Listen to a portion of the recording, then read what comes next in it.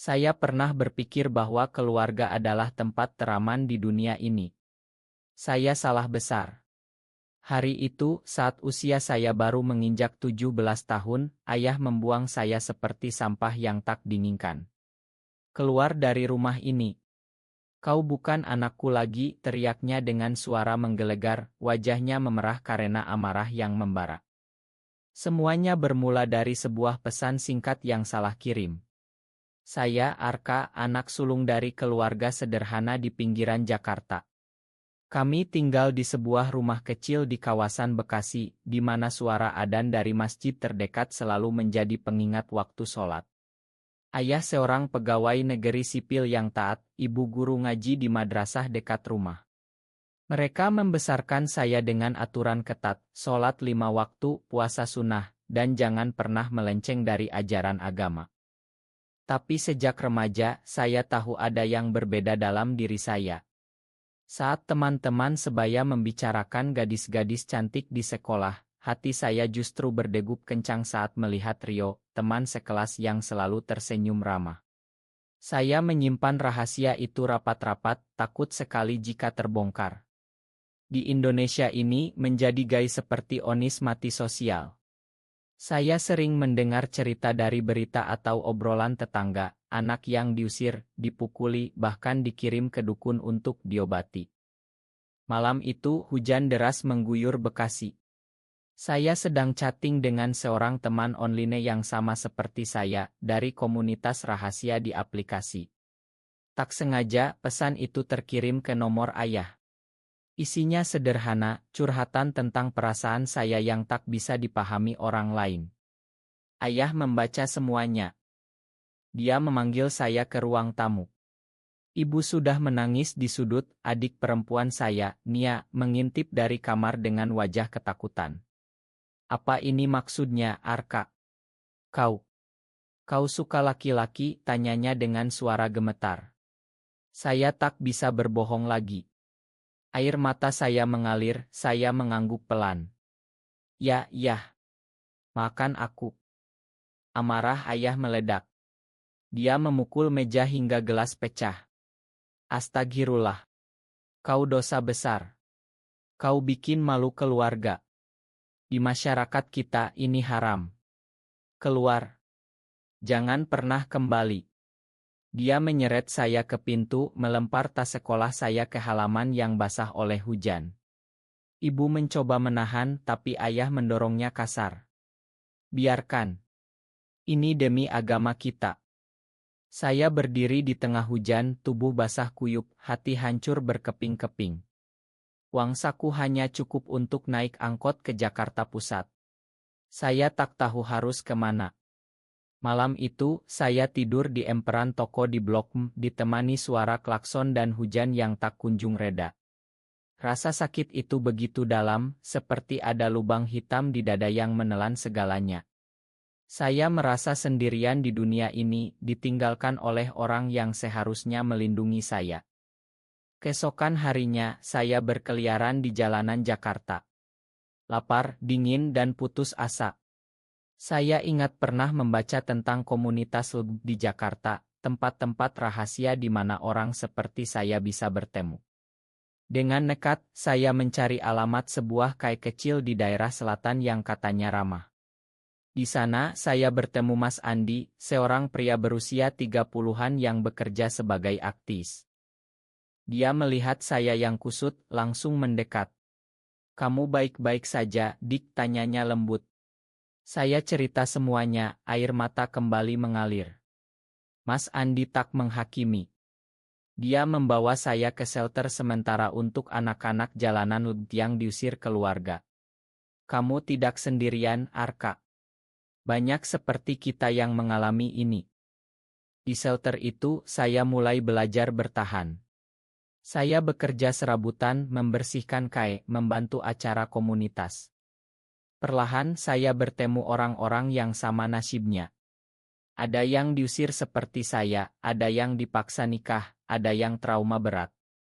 Tapi di sana, kami saling dukung. Saya mulai membaca buku tentang hak asasi, tentang bagaimana menjadi gay bukan pilihan, tapi bagian dari diri yang tak bisa diubah. Beberapa minggu berlalu, rasa sakit masih ada, tapi saya mulai bangkit. Saya sadar, ayah membuang saya karena ketakutan akan pandangan masyarakat, bukan karena tak sayang. Di Indonesia, budaya kita masih keras terhadap yang berbeda. Tapi saya tak mau menyerah. Saya ingin hidup sebagai diri sendiri. Hari-hari di shelter terasa berat, tapi juga penuh harapan baru. Saya mulai sekolah lagi malam hari sambil kerja siang. Mas Andi banyak membantu, dia seperti kakak yang tak pernah saya punya. Jangan biarkan mereka menghancurkanmu, Arka. Kamu berhak bahagia, katanya sering. Suatu hari, saya bertemu dia. Namanya Rea, pemuda berusia 20 tahun dari Bandung yang merantau ke Jakarta. Dia tinggi, berkulit sawo matang, dengan senyum yang selalu membuat hati saya hangat. Kami bertemu di acara komunitas, sebuah diskusi kecil tentang coming out di keluarga konservatif. Rea cerita pengalamannya, ayahnya polisi, ibunya akti di pengajian. Saat terbongkar, dia dipukuli dan dikurung seminggu. Tapi Rea tak menyerah, dia kabur dan bergabung dengan komunitas. Aku tak mau hidup bohong, Kak, katanya padaku malam itu saat kami duduk di taman kecil dekat shelter. Sejak itu, kami sering bersama. Jalan kaki di malam Jakarta, makan mie ayam pinggir jalan, cerita tentang mimpi. Rea ingin jadi desainer, saya ingin kuliah psikologi untuk membantu orang seperti kami. Perlahan, perasaan itu tumbuh. Cinta yang dulu hanya khayalan, kini nyata. Tapi tak semuanya mudah. Ada konflik dalam komunitas sendiri. Beberapa orang bilang kami terlalu terbuka, berisiko ditangkap raya Satpol. Di luar, berita tentang penolakan semakin gencar. Sering demo, politisi bicara penyakit masyarakat. Saya takut, tapi Rea selalu pegang tangan saya. Kita kuat bersama, bisiknya.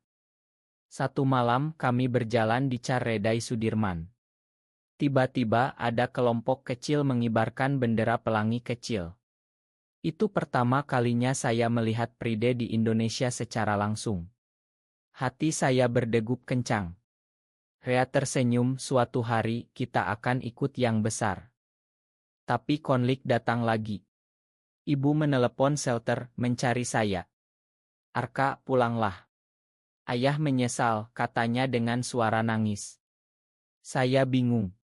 Rea sarankan bertemu netral. Kami janji ketemu di mal. Saat bertemu, ibu hug saya erat. Makan mama tak bisa lindungi kamu. Tapi ayah tak ikut. Ibu bilang ayah masih marah, tapi mulai ragu setelah baca artikel tentang bukan pilihan. Dia takut kehilangan kamu selamanya. Saya menangis. Ada harapan rekonsiliasi, tapi juga ketakutan. Rea dukung saya. Ikuti hatimu. Minggu-minggu berikutnya, saya mulai berani lebih. Saya ikut workshop tentang hak LGBT, belajar bahwa di Bali atau Yogyakarta ada komunitas lebih terbuka.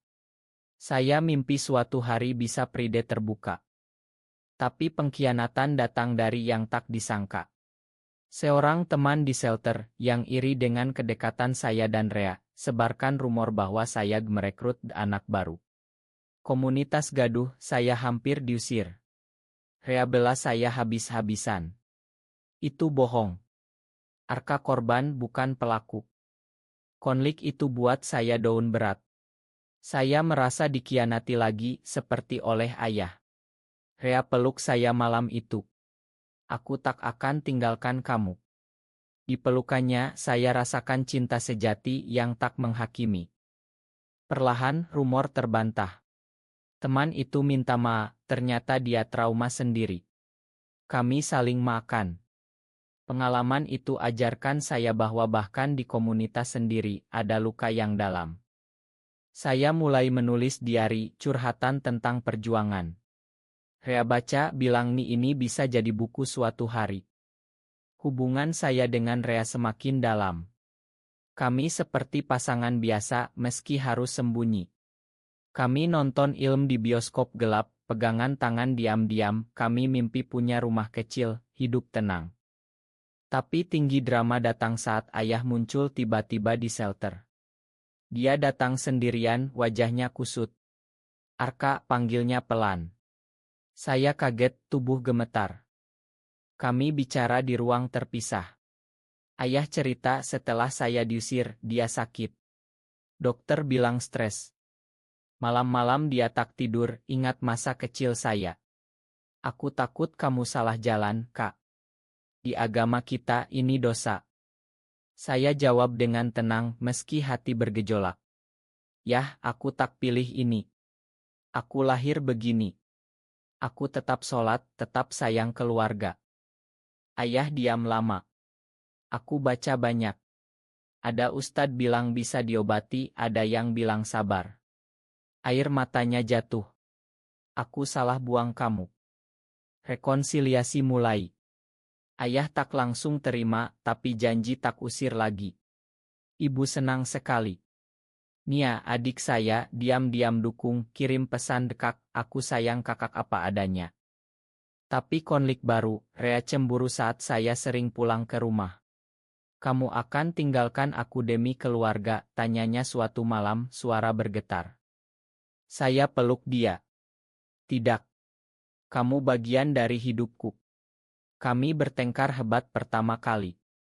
Rea cerita trauma masa lalu, pernah dikhianati pacar yang kembali normal demi keluarga. Kami baikan setelah itu lebih kuat. Saya ajak Rea kenal ibu secara rahasia. Ibu terkejut tapi ramah. Yang penting kamu bahagia, nak. Komunitas semakin aktif. Kami rencanakan acara kecil untuk hari anti homofobia. Saya dan Rea jadi panitia. Tapi bocor ke media sosial, ada ancaman dari kelompok intoleran. Malam sebelum acara, shelter di demo kecil. Mereka teriak haram. Keluar dari Indonesia. Polisi datang, tapi kami tak bubar. Saya pegang tangan Rea, hati teguh. Acara tetap jalan di tempat rahasia. Kami bicara tentang perjuangan, saling dukung. Saya cerita pengalaman diusir, banyak yang nangis. Di akhir, kami kibarkan bendera pelangi kecil. Itu momen emosional. Saya rasakan kebebasan pertama. Tapi pengkhianatan besar datang. Teman lama dari sekolah, yang tahu rahasia saya, sebarkan foto saya di pride kecil ke grup alumni. Viral di Bekasi. Ayah marah lagi, telepon kamu bikin malu lagi. Saya hancur. Rea hibur saya. Ini ujian. Kita hadapi bersama. Ayah datang lagi, kali ini dengan wajah campur aduk. Aku lihat videonya. Kamu bahagia di sana. Dia peluk saya. Makan ayah. Perlahan ayah mulai paham. Dia ikut baca buku yang saya beri tentang Islam dan LB. Setelah itu hidup mulai stabil. Saya kuliah psikologi malam, Rea kerja di salon ramah LB. Kami sewa kamar kecil bersama, hidup sederhana tapi penuh cinta. Kami sering jalan ke pantai Ancol, duduk lihat sunset. Suatu hari kita bisa terbuka, kata Rea. Konflik datang dari luar. Berita tentang anti demo besar. Kami ikut aksi diam-diam pakai masker. Satu hari ada raya di kaya tempat kami nongkrong. Beberapa teman ditangkap, kami lolos tipis. Malam itu kami tak tidur, pelukan erat. Aku takut kehilangan kamu, bisik Rea.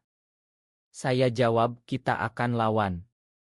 Saya mulai konseling online untuk anak yang trauma.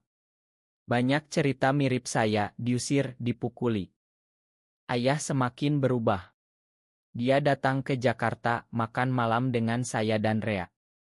Awalnya canggung, tapi ayah ramah. Terima kasih jaga anakku, katanya pada Rea. Rea terharu. Itu momen indah. Tapi ada pengkhianatan kecil, adik Nia cerita ke tangga tanpa sengaja. Gosip menyebar di kampung. Ayah ditekan tetangga, obati anakmu. Ayah teguh. Itu urusan keluarga saya. Saya bangga pada ayah. Kami rencanakan pride kecil sendiri. Di taman pribadi undang teman dekat. Kami kibarkan bendera pelangi, nyanyi lagu kebebasan. Rea beri saya cincin sederhana. Ini janji kita. Air mata bahagia. Tapi badai datang lagi. Rea sakit, demam tinggi. Dokter bilang dari masa lalu sebelum kenal saya. Saya syok. Rea nangis. Ma, Kak. Aku tak tahu. Saya peluk dia. Kita hadapi bersama. Aku tak tinggalkan kamu. Kami mulai terapi. Mahal tapi komunitas bantu. Ayah tahu awalnya marah tapi lalu dukung. Ayah bantu biaya. Itu buat saya sadar, cinta keluarga bisa berubah. Rea sembuh perlahan. Hubungan kami lebih dalam. Tahun berlalu, saya lulus kuliah. Buka konseling kecil untuk Rea buka salon sendiri. Kami ikut pride internasional virtual, tapi mimpi pride di Indonesia. Konflik terakhir, ayah sakit parah. Kanker. Saya pulang ke Bekasi, rawat ayah. Rea ikut bantu. Di ranjang sakit, ayah pegang tangan saya. Arka, ayah bangga padamu. Kamu kuat, bantu banyak orang. Saya nangis. Terima kasih ya, terima aku. Ayah lihat Rea. Jaga dia ya, nak. Rea angguk. Selamanya. Ayah wat beberapa bulan kemudian. Pemakaman ramai, tetangga datang. Di kubur, saya kibarkan bendera kecil di hati. Setelah itu, saya dan Rea pindah ke Yogyakarta, lebih toleran. Kami buka rumah singgah untuk anak diusir seperti saya dulu. Banyak cerita datang, anak dari desa, dari kota besar. Saya cerita pengalaman saya, beri harapan. Suatu hari, pride kecil di Jogja. Kami ikut kibarkan bendera besar. Saya berdiri di depan, pegang tangan Rea. Minggu setelah diusir dulu, saya bangkit. Kini, saya berkibar dengan bendera pride sendiri. Tapi ada luka dalam. Kadang malam, saya ingat kata ayah dulu. Rea selalu ada. Kamu sudah makan dia? Ya, saya makan. Kami adopsi anak kucing, mimpi punya keluarga besar. Di Indonesia, perjuangan panjang. Tapi kami tak sendirian. Kini, beberapa tahun kemudian, saya berdiri di acara besar. Komunitas Indonesia semakin kuat, meski tantangan masih ada. Saya jadi pembicara, cerita perjalanan dari diusir sampai bangkit. Banyak anak muda dengar, mata berbinar harapan. Rea di samping, pegang tangan saya terbuka. Kami menikah secara simbolis di luar negeri, tapi di hati, sudah sehidup semati. Ibu dan Nia datang, dukung penuh. Masyarakat perlahan berubah. Ada ustadz yang bicara toleransi, ada politisi yang belahak. Tapi masih banyak luka. Banyak anak diusir, bunuh diri karena tekanan. Saya dedikasikan hidup untuk mereka. Di akhir cerita ini, saya sadar, pengkhianatan ayah dulu adalah awal kebebasan saya. Dia membuang saya di usia 17, tapi minggu kemudian saya mulai berkibar. Kini bendera pride saya berkibar tinggi. Cinta Rea, dukungan keluarga baru, dan kekuatan dalam diri. Ini bukan akhir bahagia sempurna, tapi akhir manusiawi. Di tengah masyarakat yang masih belajar, kami hidup. Dengan harapan suatu hari Indonesia terima kami apa adanya. Seperti ayah akhirnya terima saya. Cinta menang meski lambat. Saya, Arka, anak yang dulu dibuang, kini berdiri tegak. Dengan bendera pride sendiri.